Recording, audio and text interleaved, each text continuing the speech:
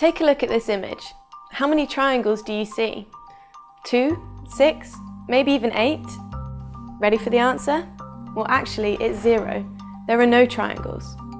On average, our brains are working hard to try and process 11 million pieces of information every second. In reality, they consciously only capture about 50 pieces per second and actually process just 7, meaning we're constantly taking shortcuts to fill in the blanks.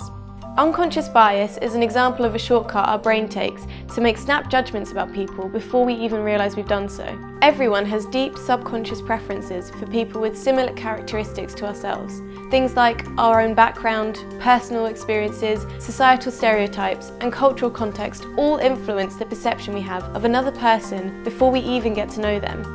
These biases can actually have harmful effects. They can prevent organisations from achieving diversity, as well as create barriers in people's careers. How can you tackle the influence of unconscious bias? Step 1. Become aware. There are dozens of different types of bias. Let's take a look at 3 common ones. Like me bias is when you have bias towards someone who looks like you or has a similar background as you.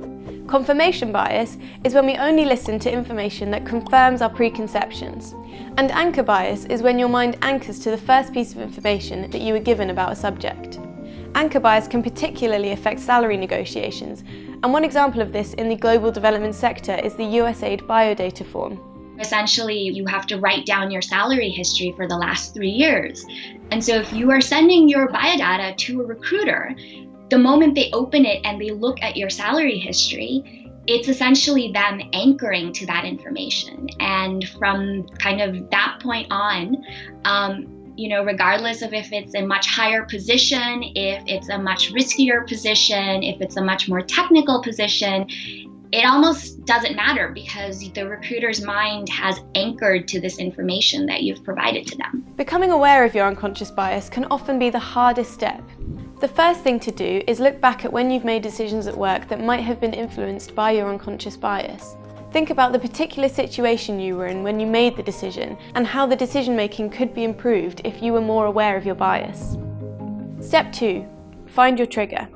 Write a list of situations when you are most likely to experience these unconscious biases. Is it in meetings or before a particularly tough decision? Does it happen over email or when you talk to a specific group or person? Maybe it's when you're in certain moods, like when you're hungry, stressed, or tired. Step 3. Slow down.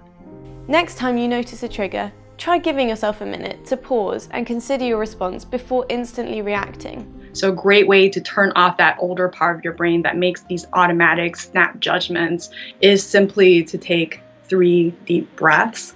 And you want to take, full breaths. So breathe in, then breathe out, and then count. And that helps you to calm down and turn off that fight or flight part of your brain and get back to the more normal part of your brain that can make a more rational decision. Step 4. Do one small thing differently.